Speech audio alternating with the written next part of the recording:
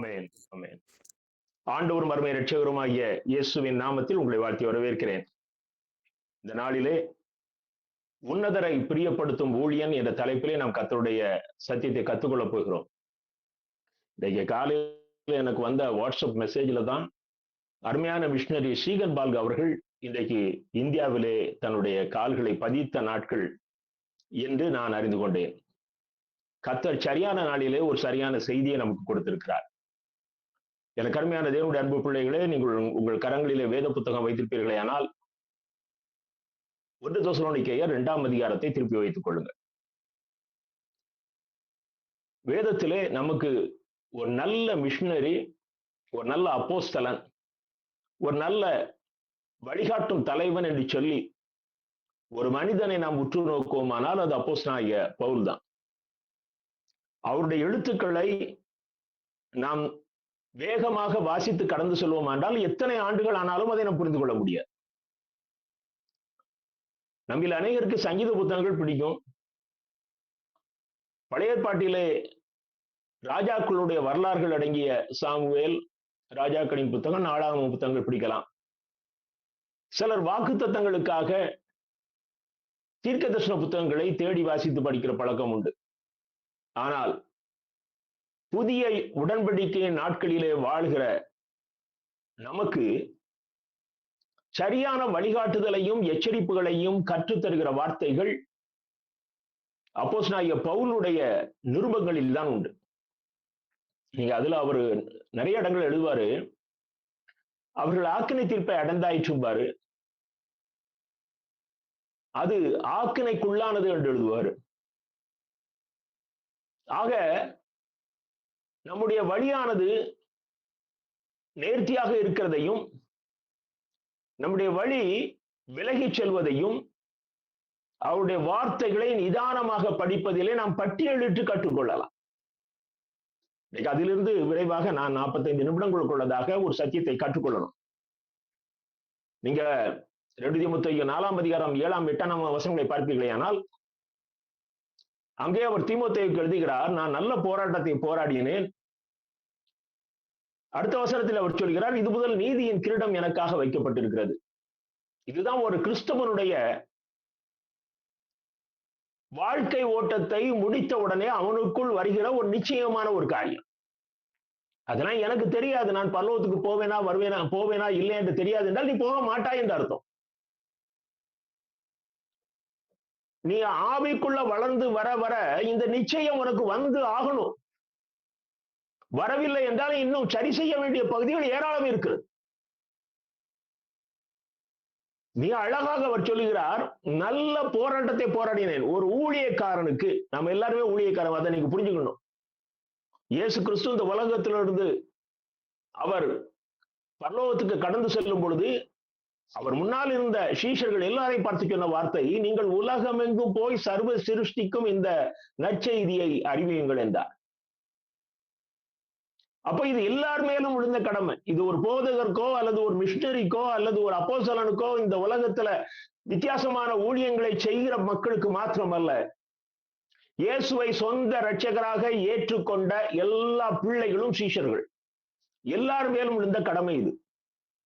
அப்போ முதல் ஒரு ஊழியக்காரனுடைய தகுதி என்ன என்று சொன்னால் அவனுக்கு போராட்டம் உண்டு. ஊழியக்காரனுக்கு போராட்டம் உண்டு.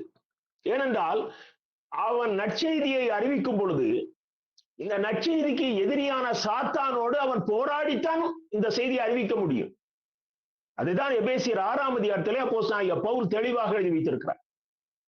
எனக்கு அருமையான தேவனுடைய அன்பு பிள்ளைகளே, போராட்டம் உன்னுடைய வாழ்க்கையில இல்லை என்றால், அதுவும் ஊழியம் செய்கிற பிள்ளைகளுக்கு போராட்டம் இல்லை என்றால் ஊழியத்திலே குறைவு என்று பொருள். ஏதாவது ஒரு போராட்டம் வரும், சரீரத்துல ஒரு பாடு வரும். உன்னோடு பழகினவர்கள் உன்னை தாண்டி போய் குறை சொல்லிக் கொண்டிருப்பார்கள். உனக்கு எதிரான வார்த்தைகள் அதிகமாக உன்னுடைய காதுகளிலே தொனித்துக் கொண்டே இருக்கும் மனுஷர்கள் இடத்திலிருந்து. அப்போஸ்தலனாகிய பவுல் 2 கொரிந்தியர் 11ஆம் அதிகாரத்தில் அவருக்கு நேரிட்ட போராட்டங்களை சொல்லும் பொழுது, நான் மரணத்தின் விளிம்பு வரைக்கும் சென்றேன் என்று சொல்கிறார். ஆகவே ஏதாவது ஒரு முறையில் இன்றைக்கு மிஷனரிகள் வட இந்திய பகுதிகளில் ஊழியம் செய்கிறவர்கள் இரவிலே நிம்மதியாக தூங்கி காலையிலே எழும்போது நிச்சயமற்ற காரியமாக இருக்கிறது. அந்த அளவுக்கு எதிர்ப்பு. மிஷனரி சிற்றாலயங்களிலே ஆராதனைகள் ஓய்வு நாளிலே பீஸ்ஃபுல்லாக நடத்தி முடிப்பது என்பதும் அது ஒரு மிகப்பெரிய எஃபர்ட். அதற்காக அவர்கள் சாட்டர்டே ஃபுல்லா உட்கார்ந்து ப்ரே பண்றாங்க. இன்னைக்கு நாம் ஒரு சுகபோகமான கிறிஸ்தவத்தை வாழ்கிறபடினாலே நமக்கு இந்த போராட்டங்கள் என்ற அனுபவம் கிடையாது. நாம் இன்றைக்கு நமக்கு கொடுக்கப்பட்ட ஊழியங்கள் திருச்சபைகளிலே சிலருக்கு சண்டே ஸ்கூல் டீச்சர் என்ற ரோல் கொடுக்கப்பட்டிருக்கும். சிலருக்கு தகப்பன்மார் ஊழியத்தினுடைய பொறுப்பாளர் என்ற பொறுப்பு கொடுக்கப்பட்டிருக்கலாம், தாய்மார் ஊழியத்தினுடைய பொறுப்பாளர் என்ற பொறுப்பு கொடுக்கப்பட்டிருக்கலாம். இன்றைக்கு அவர்கள் எல்லாரும் தங்களை ஒரு புரோகிராம் கோஆர்டினேட்டராக நினைக்க ஆரம்பித்து விட்டார்கள். அது திருச்சபைக்கு கிடைத்த ஒரு சாபக்கேடு. எனக்கு அருமையான தேவனுடைய அன்பு பிள்ளைகளே, உங்களுடைய பொறுப்பிலே சில ஆத்துமாக்களை கர்த்தர் ஒப்பு கொடுக்கிறார். அதுதான் ஊழியம். அது கொயர் மாஸ்டரா இருந்தா அது கொயர்ல இருக்கிற பிள்ளைகளுடைய ஆத்துமாவுக்கு அவர் ஒரு விதத்திலே பொறுப்பாளியாக மாறுகிறார். அது ஓய்வு நாட் பாடசாலையாக இருந்தால் அவர் முன்னாலே இருக்கிற கூட்டத்துக்கு அவர் பொறுப்பாளியாக மாறுகிறார். அந்த ஆத்துமாக்களுடைய பரிசுத்த வாழ்க்கையிலே இவர்களும் இந்த பொறுப்பாளர்களும் ஒரு பொறுப்பாளியாக மாறுகிறார்கள். இந்த உணர்வு வறுமையானால் நான் சபையிலே பொறுப்பாக இருந்து செய்கிற ஊழியத்தினுடைய ஸ்டைல் மாறும். எனக்கு அருமையான தேவனுடைய அன்பு பிள்ளைகளே, நீங்க அப்போஸ்தலனாகிய பவுலுடைய வாழ்க்கையை பார்ப்பீர்கள். ஆனால் அப்போஸ்தலர் 26ஆம் அதிகாரத்திலே அவர் தான் யாரா இருந்தேன் என்று சொல்கிறார். இன்னைக்கு அவரை கொலை செய்யணும் அப்படின்னு சொல்லி குற்றவாளி கூண்டில் நிறுத்தியிருக்கிறாங்க.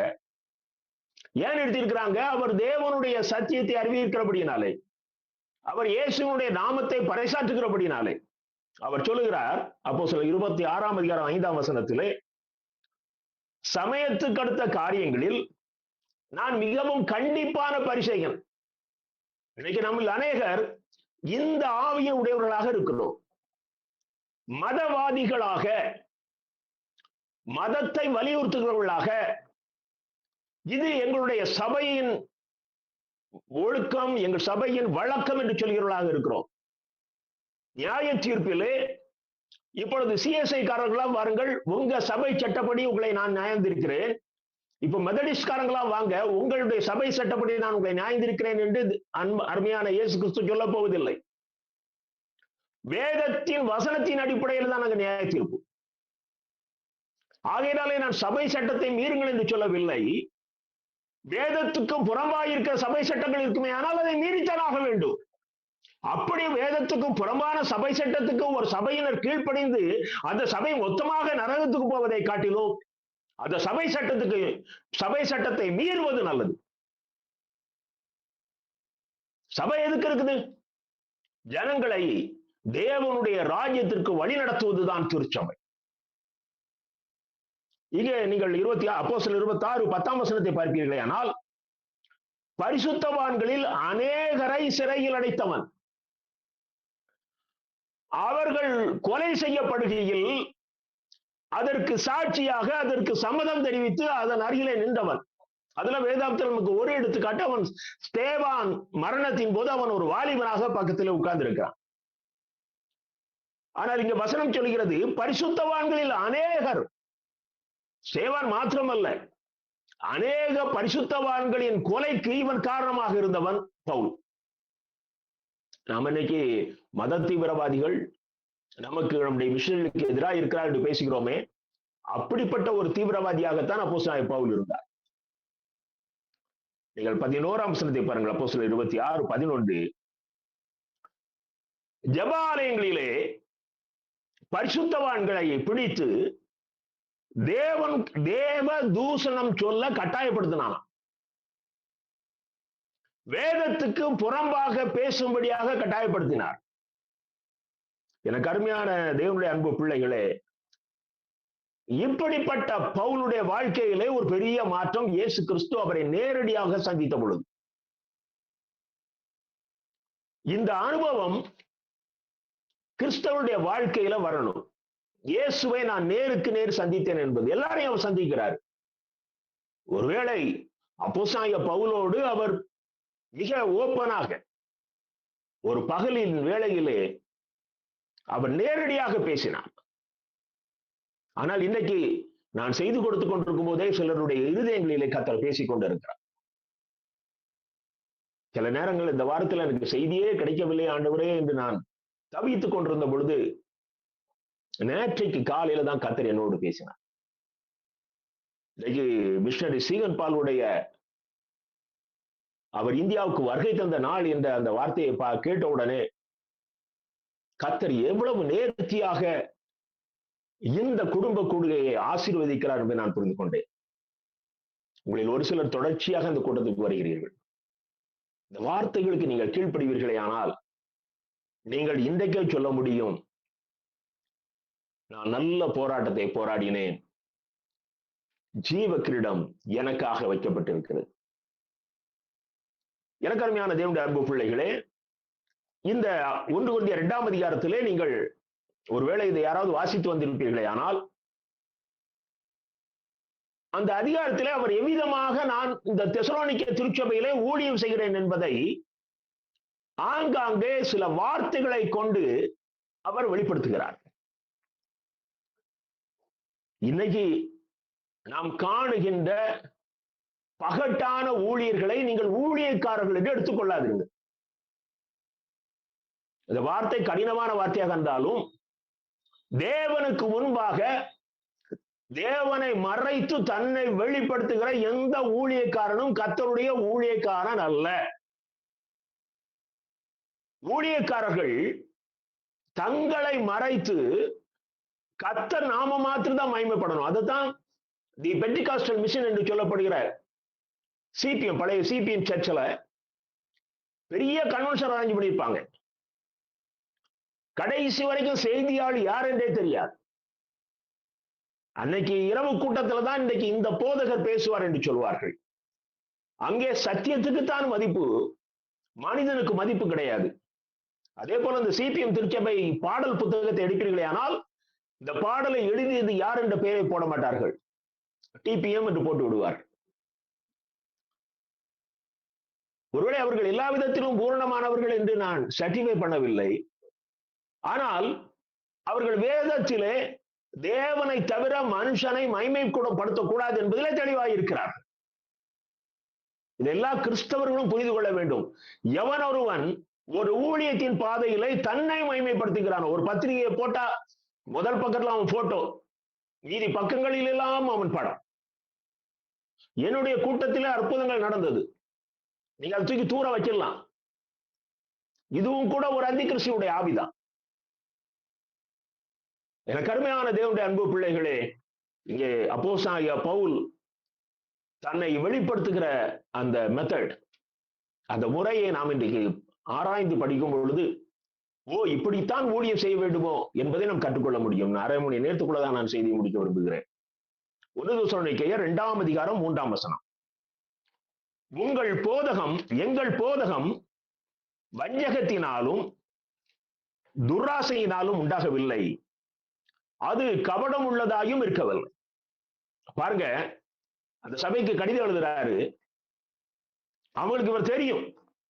ஆனாலும் இவருடைய அந்த எழுத்துக்களின் மூலம் அவர்களுக்குள் தவறான சிந்தனை உருவாகி கூடாது என்பதற்காக தன்னுடைய உள்ளான இருதயத்தின் சிந்தனைகளை அவர் எழுத்துக்களிலே கொண்டு வருகிறார். அவர் சொல்லுகிற வார்த்தையை பாருங்க, எங்களுடைய பிரசங்கத்திலே வஞ்சகம் கிடையாது,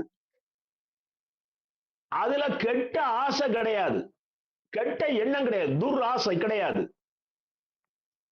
தவறுதலான ஆசை கிடையாது. எங்களுடைய போதகத்திலே கபடம் கிடையாது. ஒன்றை மறைத்து அல்லது ஒரு நோக்கத்தோடு நான் இங்க பேசவில்லை. எனக்கு அருமையான தேவனுடைய அன்பு பிள்ளைகளே, என்னுடைய செய்திக்கு அதிக கூட்டம் வர வேண்டும் என்று பேசுவனே ஆனால் நான் கபடம் உள்ள ஊழியக்காரன். எனக்கு அதிக வருமானம் வர வேண்டும் என்ற நோக்கத்தோடு பேசுவேனே ஆனால் நான் கபடம் உள்ள ஊழியக்காரன். என்னுடைய ஊழிய ஸ்தாபனம் வளர வேண்டும் என்று பேசுவனே ஆனால் நான் கபடம் உள்ள ஊழியக்காரன். மிக அழகாக அந்த நிருபத்தினுடைய 2ஆம் அதிகாரம் 3ஆம் வசனத்திலே நான் யார் என்பதை அப்போஸ்தலனாகிய பவுல் மிக நேர்த்தியாக அவர் எழுதுவதை நாம் பார்க்கிறோம். நீங்க 2 கொரிந்தியர் 4ஆம் அதிகாரம் 2ஆம் வசனத்தினுடைய பின்பகுதியை பாருங்கள். 2 கொரிந்தியர் 4ஆம் அதிகாரம் 2ஆம் வசனம். நாங்கள் தந்திரமாய் நடவாமலும் வேத வசனத்தை புரட்டாமலும் சத்தியத்தை வெளிப்படுத்துகிறதினாலே தேவனுக்கு முன்பாக எல்லா மனுஷனுடைய மனசாட்சிக்கும் எங்களை உத்தமன் என்று விளங்க பண்ணுகிறோம். எல்லா மனுஷனுடைய மனசாட்சிக்கும் எங்களை உத்தமர் என்று விளங்க பண்ணுகிறோம். அப்போ ஒரு மனுஷன் எந்த அளவுக்கு வேதத்தின் வார்த்தைகளோடு ஒத்த ஒரு ஓட்டத்தை ஓடுவாரானால் இவ்வளவு தைரியமாக சொல்ல முடியும். நீங்க ஒரு ஊழியக்காரனை குறை சொல்லுகிறார்கள் என்றால் அது அவருடைய பர்சனல், தனிப்பட்ட முறையை சொல்லி குறை சொல்வார்கள் ஆனால் அது மிக தவறான ஒரு காரியம். ஆனால் அவர் வேதத்திற்கு புறம்பாக அவருடைய வாழ்க்கை முறை அமைமையானால், அவருடைய ஊழிய முறை அமைமையானால் அவர் கர்த்தருடைய ஊழியக்காரன் அல்ல என்று சொல்லி தைரியமாக சொல்லலாம். இன்னைக்கு வசனத்தை புரட்டுகிறவர்கள், ஐயா, வேதத்தை எடுத்து பேசும் பொழுது தொடர்ச்சியாக பேச வேண்டும். நீங்கள் உங்களுடைய கருத்தை சொல்லுவதற்காக 4 வசனங்களை கோர்த்து சொல்வது அல்ல. அது நீங்கள் சொல்லுகிற காரியம் வேதத்தின் எந்த பகுதியிலே கொண்டு போய் சேர்த்தாலும் அது பொருத்தமாக இருக்க வேண்டும். இன்னைக்கு வேத புரட்டர்கள் மிகுந்து காணப்படுகிறார். அப்போஸ்தலனாகிய பவுல் சொல்லுகிறார், என்னுடைய ஊழியத்திலே வஞ்சகம் இல்லை, தவறான நோக்கம் இல்லை. நீங்க 2வதாக சொல்லுகிற பாருங்க, கெட்ட எண்ணம், துராசை கிடையாது. 2 கொரிந்தியர் 2ஆம் அதிகாரம் 17ஆம் வசனத்தை பாருங்கள். 2 கொரிந்தியர் 2:17. அநேகரை போல நாங்கள் தேவ வசனத்தை கலப்பாய் பேசாமல் துப்புரவாகவும் தேவனால் அருளப்பட்ட பிரகாரமாகவும் கிறிஸ்துவுக்குள் தேவ சந்நிதியில் பேசுகிறோம். ஆண்டவருடைய பிள்ளைகள் இப்ப நம்ம ஒண்ணு சேர்ந்து இருக்கிறோம். நீங்க உங்க வீடுகள்ல இருக்கிறீங்க, நான் என்னுடைய வீட்டுல இருந்து பேசுறேன். ஆனாலும் ஒவ்வொருவருடைய முன்னிலையிலும் அங்கே கர்த்தருடைய பிரசன்னம் இருக்கிறது. நாம் இப்பொழுது தேவ சந்நிதியில் இருக்கிறோம். அவர் அழகாக சொல்லுகிறார், நான் கலப்படம் பண்ணுவதில்லை. வேத புரட்டர்கள், இன்னொன்னு கலப்படக்காரர்கள்.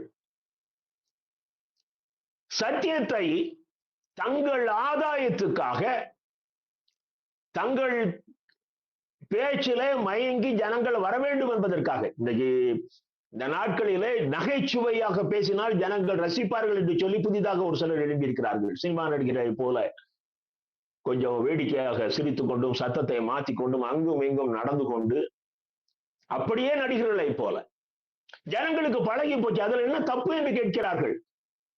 நீ அவன் நடிக்கிறதை பார்ப்பாய், அவன் வார்த்தைகளை ரசிப்பாய், அவன் நகைச்சுவை உனக்கு பொழுதுபோக்காக இருக்கலாம். ஆனால் அதற்குள் இருக்கிற சத்தியத்தை உன்னால் எடுக்கவே முடியாது. அதுல சத்தியம் இருக்கலாம், ஆனா அது சத்தியம் உனக்குள்ள வர முடியாது. பவுல் சொன்னதை போல தெளிவாக வார்த்தையை சொல்லி கடந்து செல்ல வேண்டும். ஏனென்றால் செய்தி வேலை என்பது மிக முக்கியமான ஒரு வேலை. இது ஒரு மனிதனுக்கு அழியா வாழ்வை பெற்றுத் தருகிற ஒரு காரியம். நான் கடந்த ஓய்வு நாளிலே ஒரு ஆலயத்திலே, ஒரு பெந்தேகோஸ்தே ஆலயத்திலே செய்தி கொடுக்க சென்றேன். அங்கே முதல் தலைமுறை கிறிஸ்தவர்கள் அநேகர் வந்திருந்தார்கள். அந்த ஆராதனையிலே ஒரு அருமையான சகோதரன் சங்கீதத்தை வாசித்து அதற்கு விளக்கம் கொடுத்துக் கொண்டிருந்தார். அப்பொழுது அவர் சொன்ன ஒரு வார்த்தை,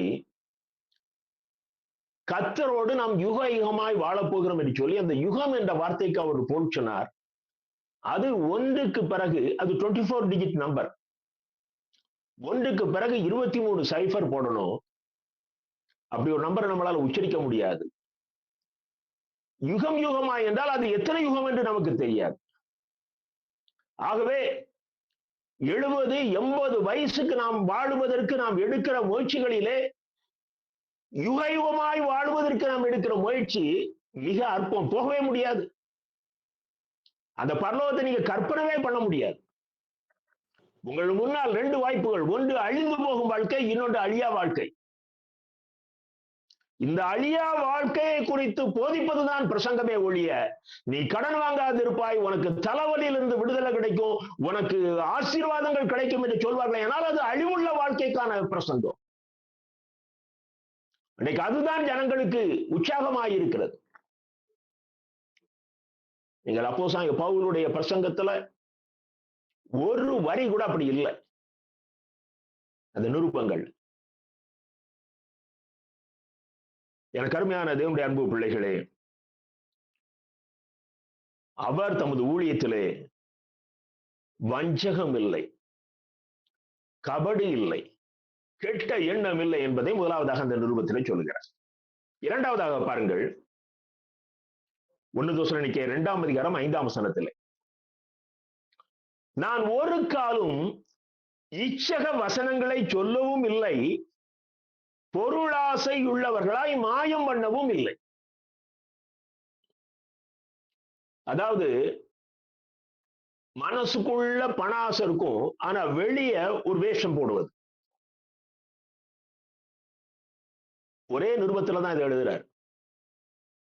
இந்த ஜனங்களுக்கு தான் யார் என்பதை மிக தெளிவாக சொல்லிவிட வேண்டும் என்பதிலே, நான் இச்சகம் உள்ளவனாக வசனத்தை சொல்லல.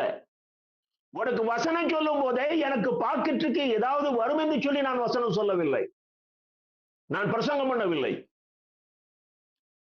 நான் பேசும் போதே உன்னை மயக்கி என்னுடைய பைகளை நிரப்பிக் கொள்ள வேண்டும் என்ற தரிசனம் எனக்கு கிடையாது.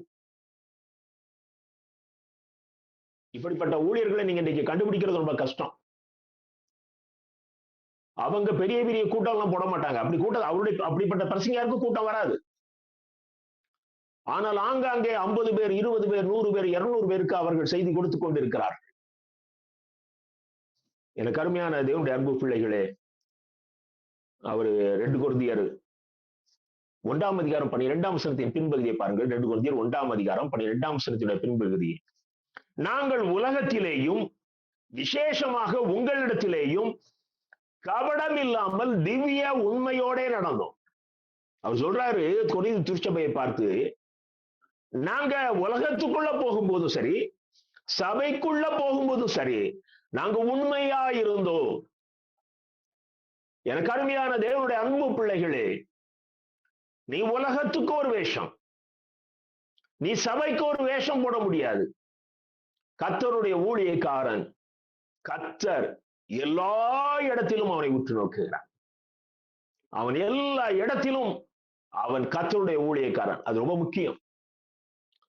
இயேசுவின் சாயலை வெளிப்படுத்துகிறவன் தான் அவருடைய ஊழியக்காரனா இருக்க முடியும். அடுத்தது நான் 3வது குறிப்பை பாருங்கள்.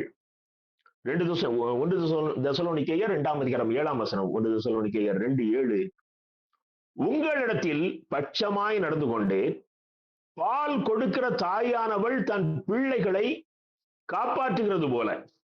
அடுத்த வசனம் 8ஆம் வசனம், நாங்கள் உங்கள் மீது வாஞ்சையா இருந்து தேவனுடைய சுவிசேஷத்தை உங்களுக்கு கொடுத்தோம்.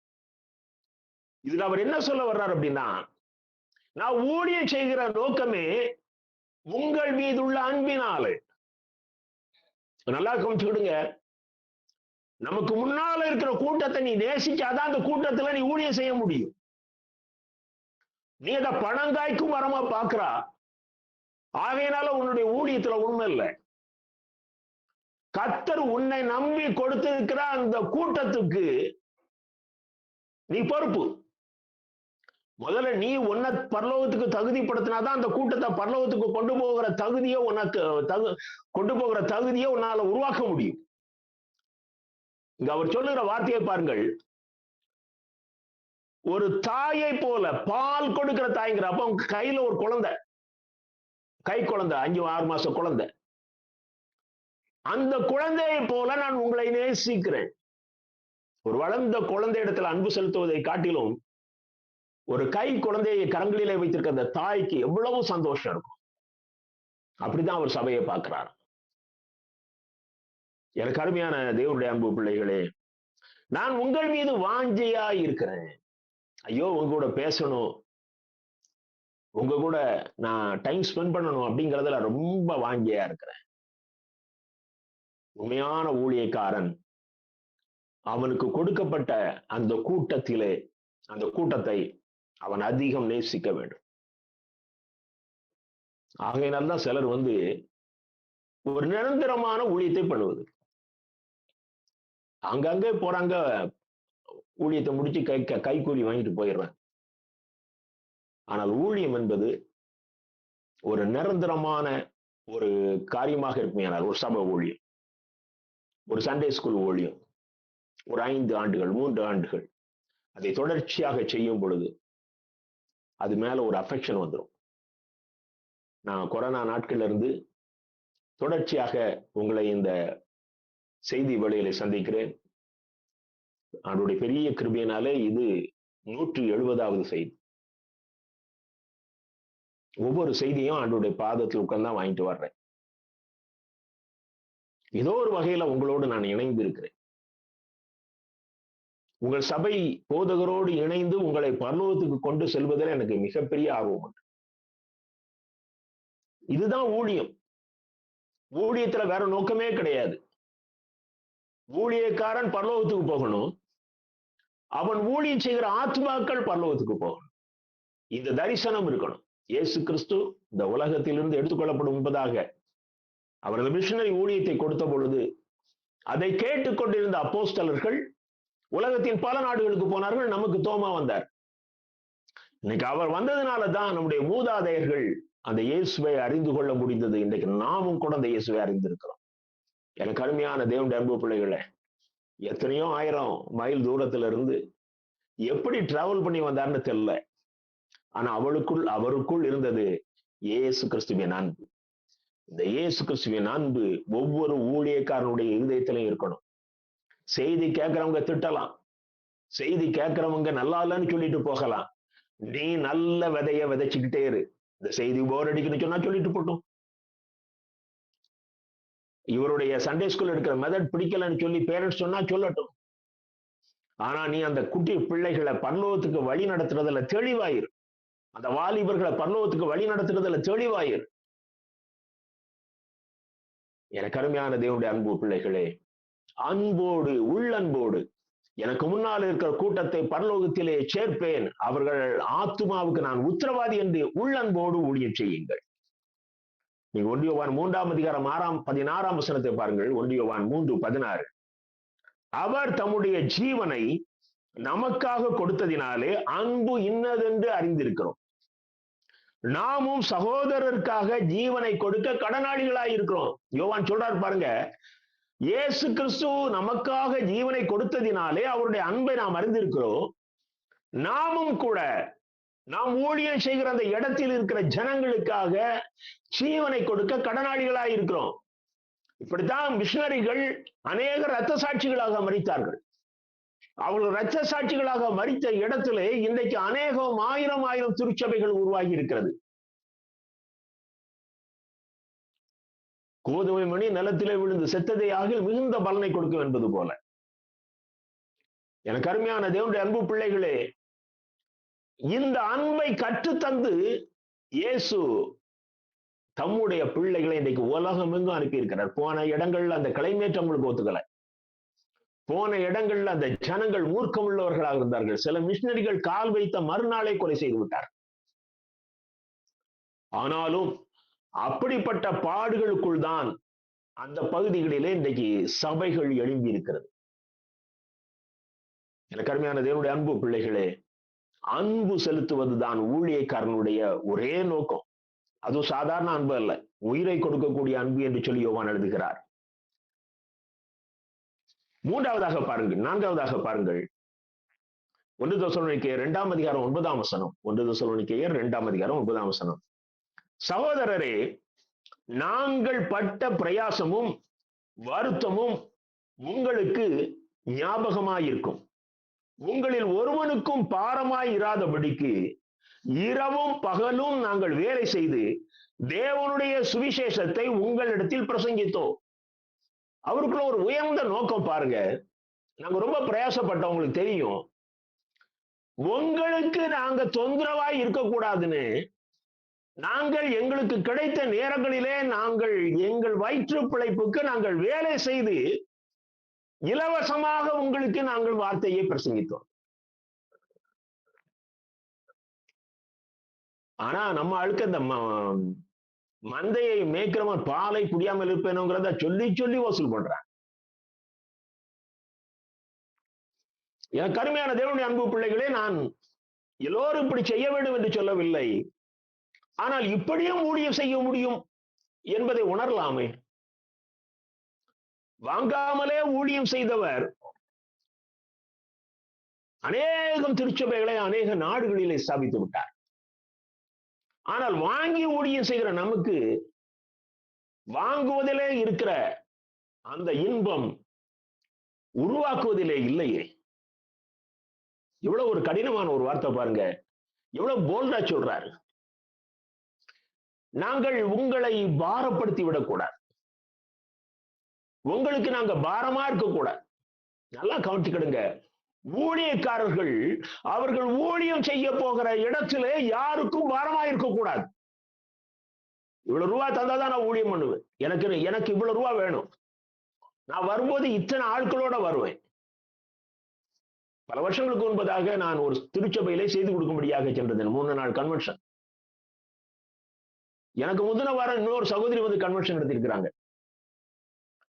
அவங்களுக்கு நல்ல, அப்போ நான் சொல்றது 20 வருஷங்களுக்கு முன்பதாக. அன்னைக்கு ஏசி ரூம் கிடைக்கிறதே பெரிய அபூர்வம். அது ஒரு சின்ன டவுன். அந்த சபை வருமானத்துக்கு தக்க ஒரு ஏசி ரூம் போட்டாங்க. ஆனா அவங்க போய், நான் வந்த உடனே அந்த ரூமை போய் பார்த்தாங்களா, அது அவங்களுக்கு கம்ஃபர்டா இல்லையா. ஆகவே அவர்கள் வேறு ஒரு நல்ல லாட்ஜில் ரூம் போட்டுக்கிட்டாங்க. 3 நாள் கூட்டம் முடிஞ்சு அவங்ககிட்ட அந்த பில்லை முடிச்சு போயிட்டாங்களா. அன்னைக்கு அந்த பில் வந்து அவங்க சொன்னாங்க, அது ஒரு 20,000 ரூபாய். கோல்டு ரேட் அன்னைக்கு பவுன் 5,000 ரூபாய் இருக்கும்னு நினைக்கிறேன். அவங்க சர்ச்சில் ஷாக் ஆயிட்டாங்க, இவ்வளவு ரூபா நம்ம கொடுக்கணுமா அப்படின்னு சொல்லி. ஆனால் நான் போயிருந்த அந்த 3 வாரமும் என்னோடு நன்கு அறிமுகமான ஒரு நண்பருடைய வீட்டை தங்கியிருந்தேன். அந்த சபையில 3 நாளும் நான் குடிச்ச டீ மட்டும் தான் மிச்சம். இது எதற்கு சொல்கிறேன் என்றால், நோக்கஸ் வார்த்தையை பிரசங்கிக்கணும். எங்க டீ கிடைச்சானே, எங்க சாப்பாடு கிடைச்சானே. ஒரு ஹோட்டல் தான் நமக்கு, நம்மகிட்ட ஒரு, நம்ம எப்படி வீட்டுல இருந்தா சாப்பிடுவோமே, அந்த ஹோட்டல்ல காசு கொடுத்து நாமே சாப்பிடலாமே. ஊழியக்காரனுடைய நோக்கம் மிகவும் முக்கியமா. இன்னைக்கு அந்த நோக்கம் மாறி போச்சு. நம்ம ஜனங்களும் அதை பார்த்து பார்த்து கொஞ்சம் பகட்டா வந்தாதான் அவன் கர்த்தருடைய ஊழியக்காரன் நினைக்கிறாங்க. ஆனால் அது அந்தி கிறிஸ்துவனுடைய ஆவிகள். எனக்கு அருமையான தேவனுடைய அன்பு பிள்ளைகளே, ஊழியக்காரர்கள் அவர்கள் ஊழியம் செய்கிற இடத்தில் உள்ள ஜனங்களுக்கு பாரமா இருக்கக்கூடாது. அங்க என்ன கிடைக்கும் அதுக்குள்ள தங்களை அட்ஜஸ்ட் பண்ணிக்கணும். அவரு நம்ம பேட்ரிக் ஜான்சன் இன்னைக்கு வட இந்தியா ஊழியங்களுக்கு செல்லும் பொழுது அந்த செகண்ட் கிளாஸ் ஸ்லீப்பர்ல அந்த சைடு பெர்த்துக்கு கொஞ்சம் பாருங்க தம்பி அப்படிம்பாரு.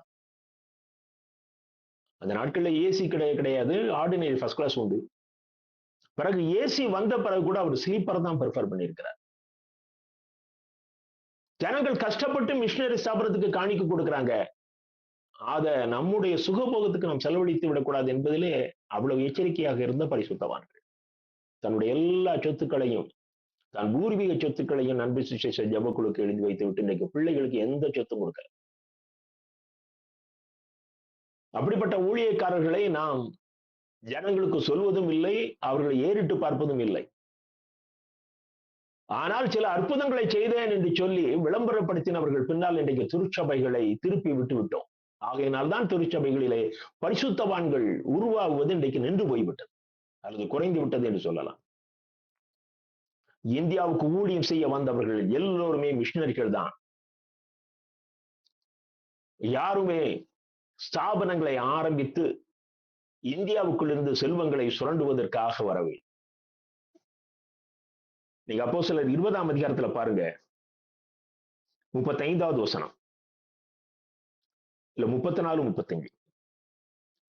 அவரு எபேசு சபை மூப்பரோட உட்கார்ந்து பேசிட்டு இருக்காரு. அப்போஸ்தலன் பவுல் அந்த ஊழியத்துல 3 வருஷம் ஊழியம் முடிச்சு போறாரு. அவர் என்ன சொல்றாரு பாருங்க, நீங்கள் அறிந்திருக்கிறபடி எனக்கும் என்னுடனே கூடி இருந்தவர்களுக்கும் வேண்டியவர்களுக்காக இந்த கைகளே வேலை செய்கிறது.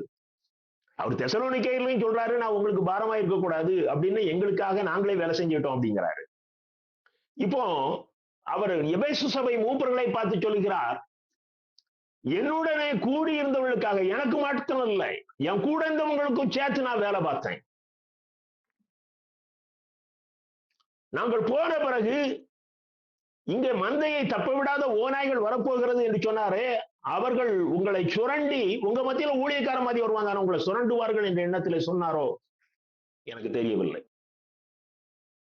எனக்கு அருமையான தேவனுடைய அன்பு பிள்ளைகளே, அதுக்கு பிறகு அடுத்த வசனம் 35 பாருங்க. இப்படி பிரயாசப்பட்டு பலவீனரை தாங்கவும் வாங்குகிறதை பார்க்கிலும் கொடுக்கிறதே பாக்கியம் என்று கர்த்தராகிய இயேசு சொன்ன வார்த்தைகளை நினைக்கவும் வேண்டும் என்று எல்லா விதத்திலும் உங்களுக்கு காண்பித்தேன். போதித்தேன்னு சொல்லல.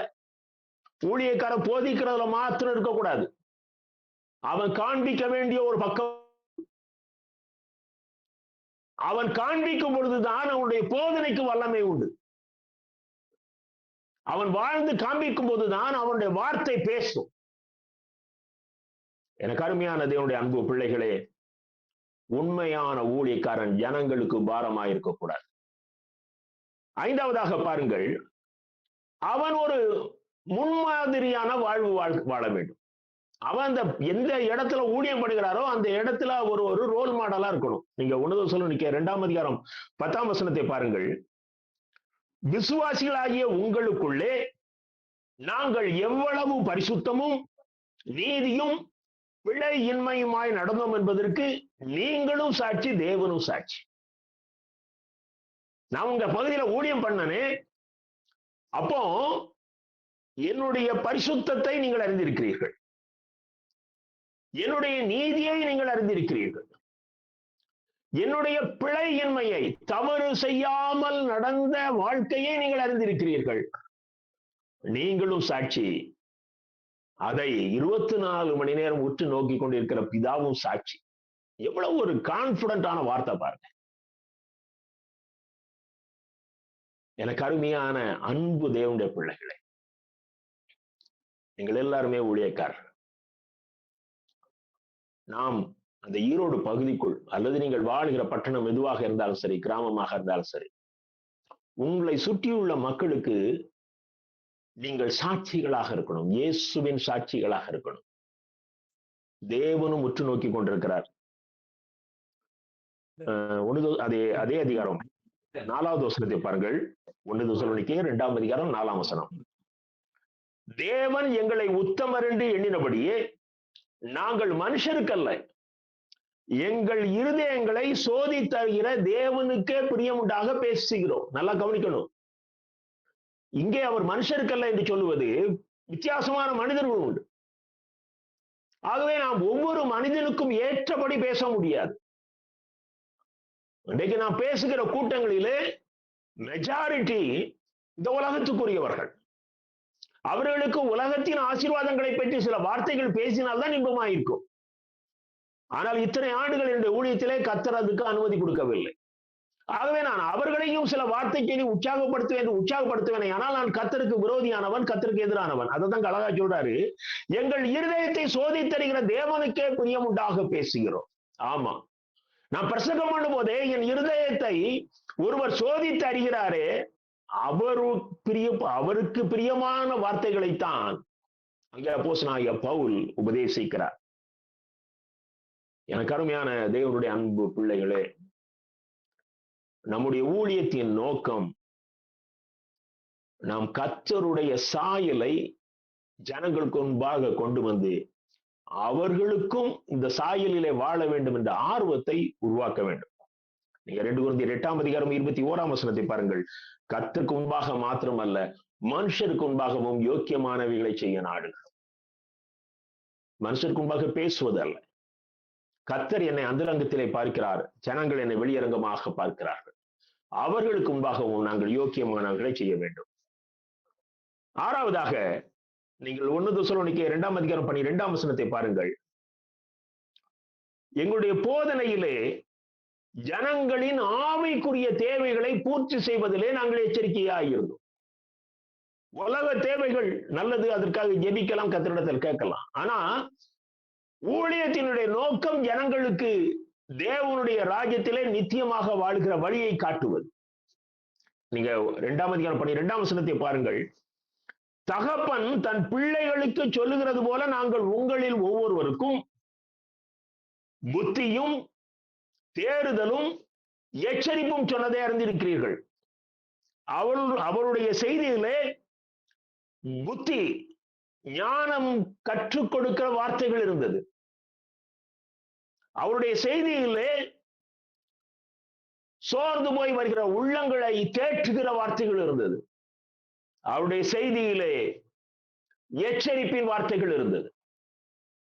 ஒரு செய்தியில இந்த 3 இருக்கணும். இதுல ஏதாவது ஒண்ணு அதிகமானால் ஜனங்களை ஆவிக்குரிய வாழ்க்கையிலே வழிநடத்த முடியாது. ஏதாவது ஒன்று குறைந்து போனாலும் வழிநடத்த முடியாது.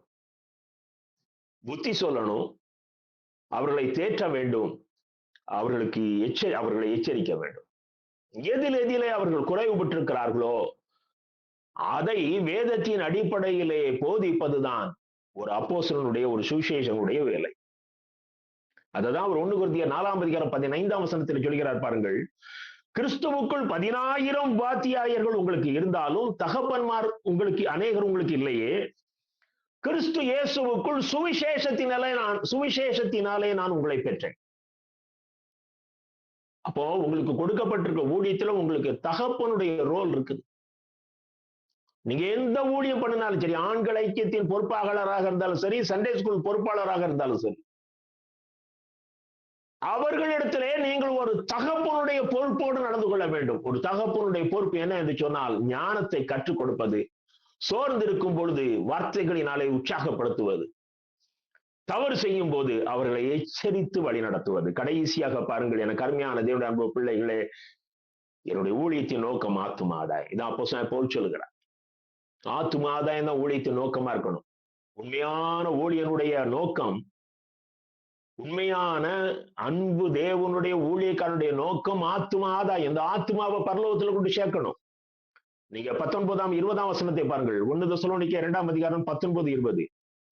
எங்களுக்கு நம்பிக்கையும் சந்தோஷமும் மகிழ்ச்சியின் கிரீடமுமாய் இருப்பவர்கள் யார்? நம்முடைய கர்த்தராகிய இயேசு கிறிஸ்து வரும்போது அவருடைய சன்னிதானத்திலே நீங்கள் அல்லவா அப்படி இருப்பீர்கள். என்ன கான்பிடன்ட் பாருங்க. எங்களுக்கு சந்தோஷமும் மகிழ்ச்சியும் கிரீடமுமாய் இருப்பவர்கள் யார்? எனக்கு கிரீடம் வரும் அப்படின்னு அவர் அங்க சொல்லல. உங்களை நாங்க அப்படி வழி நடத்தி இருக்கிறோம். ஆகவே உங்க தலையில கிரீடம் இருக்கிறத நாங்க பார்க்கும்போது எங்களுக்கு அவ்வளவு சந்தோஷம். அது எப்ப நடக்கும்?